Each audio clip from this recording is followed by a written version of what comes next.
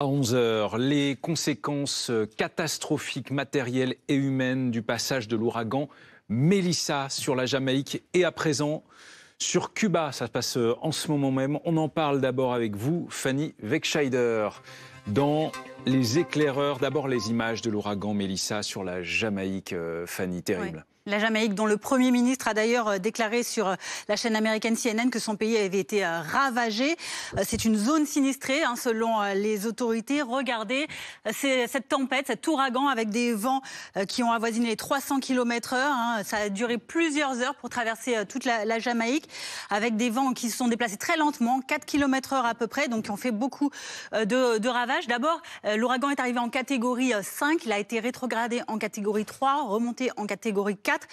Mais donc il affaiblit en entrant sur les terres, des grosses inondations, et vous voyez également sur ces rues de la plupart de ces provinces de l'ouest de l'île. Ici, on voit un hôpital, c'est l'hôpital de Black River dont le toit a été arraché. Regardez les autres dégâts, ces arbres également déracinés, les toitures de ces habitations, toutes ces habitations complètement ravagées malgré la préparation de l'île depuis plusieurs semaines à l'arrivée de cet ouragan. Ça aurait pu être bien pire, mais vous le voyez, la force des eaux, de ces vents est donc évidemment incommensurable. Près d'un demi-million de Jamaïcains ont subi des coupures de courant. Je vous propose d'écouter le ministre des collectivités territoriales.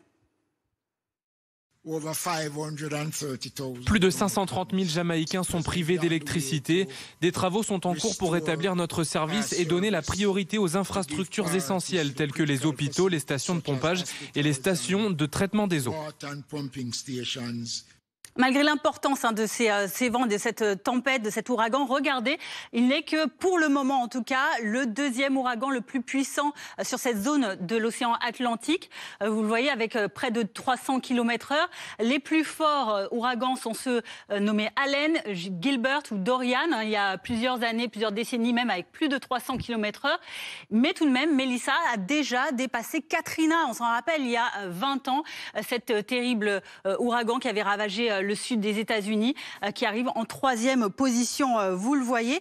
En tout cas, voilà, la situation reste à évaluer avec donc l'arrivée sur Cuba maintenant. Et ça y est, effectivement, Melissa touche terre ce matin à Cuba en ce moment. Depuis 8 heures, heure française environ, c'est l'est de Cuba qui est touché, dans la province de Santiago de Cuba. Les autorités déclarent d'ailleurs l'alerte dans 6 provinces de l'île. Regardez, ça c'est la trajectoire. Hier, on était donc sur la Jamaïque en catégorie 5, puis 3, plus 4.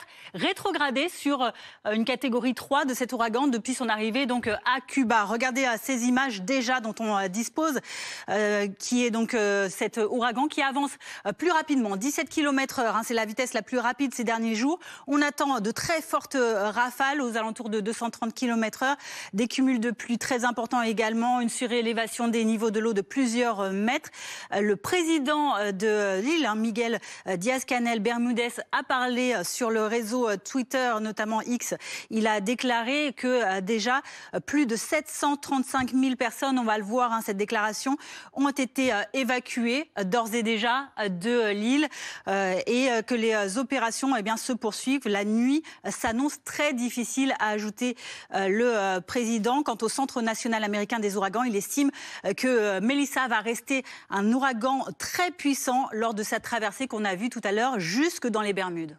Merci Fanny, bonjour Kevin. Kevin Fleury, spécialiste météo BFM TV.